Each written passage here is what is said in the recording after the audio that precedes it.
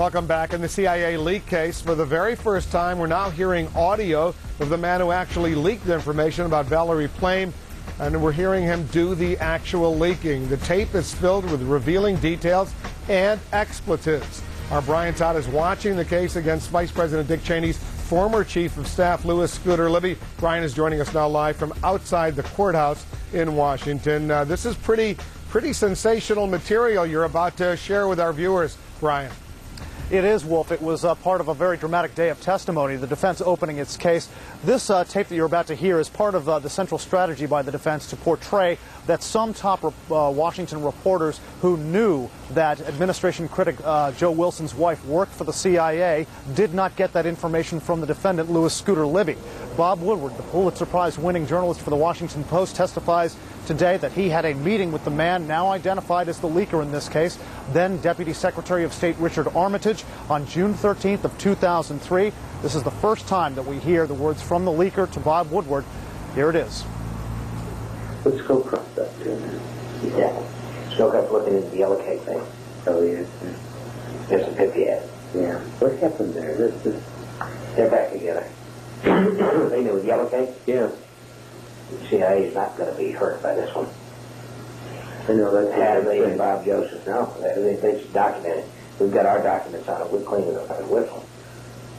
And George personally got it out of the Cincinnati speech of the president. Oh, he did? Oh, yeah. Oh, really? And taken out? Taken out. George said, you can't do this. How come it wasn't out of the State of the Union then? Because I think it was overruled by the White House. Connie doesn't like being on the hot spot. She's undone. It was Joe Wilson who was sent by the agency. His wife's works for the agency. Why doesn't that come out? Why does that Everybody stay secret? Everyone does. Yeah. Everybody knows that. Joe Wilson's been calling everybody. He's pissed off because he was designated as a low-level guy would have to look at it. So he's all pissed off. But why would they send him? Because his wife's the analyst at the agency. It's still weird. He's perfect. This is what she does. She's the WMD analyst out there. Oh, she is? Yeah. Oh, I see. Oh, I don't look at it. Oh, I see. I didn't think. Yeah, see? Oh, she's the chief WMD? No, she's chief now. But high enough up that she could say, oh, yeah, hubby will go. Yeah. He knows after. Was she out there with him? No. When he was Not to in my knowledge. I don't know. I don't know if she's out there now, but his wife's in the agency's WMD analyst. How about that? That conversation again on June 13th, 2003, believed to be one of the first times that the identity of Valerie Plame Wilson, the wife of administration critic Joe Wilson, was leaked to the media. That conversation between Richard Armitage, then Deputy Secretary of State, and journalist Bob Woodward. Now, Woodward told the court today that he never wrote about that conversation. He says he met with Scooter Libby 2 weeks after that. He doesn't remember whether he asked Libby about Valerie Plame Wilson or not, but he says that Libby never said anything to him about Joe Wilson's wife 2 weeks after that conversation when they met. Also identifying Richard Armitage as a source of his information about Valerie Plame Wilson is Robert Novak, the columnist who first essentially told the world that Joe Wilson's wife worked at the CIA in this famous column that ran on July 14th of 2003. Novak also saying that Karl Rove was one of his sources. So, Wolf, the defense trying to pull other journalists out today to testify that they got information about this case, not from Louis Scooter Libby, the defendant.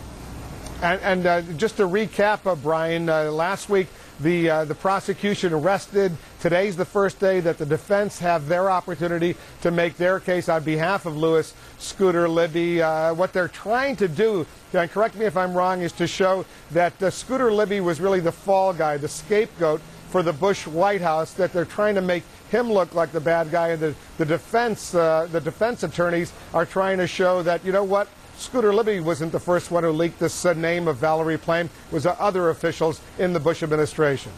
That's correct, Wolf. They're trying to portray that other reporters knew about this, that they didn't get it from Scooter Libby, that he didn't leak the information, but the defense saying that, in fact, he was part of this campaign to get that information out there.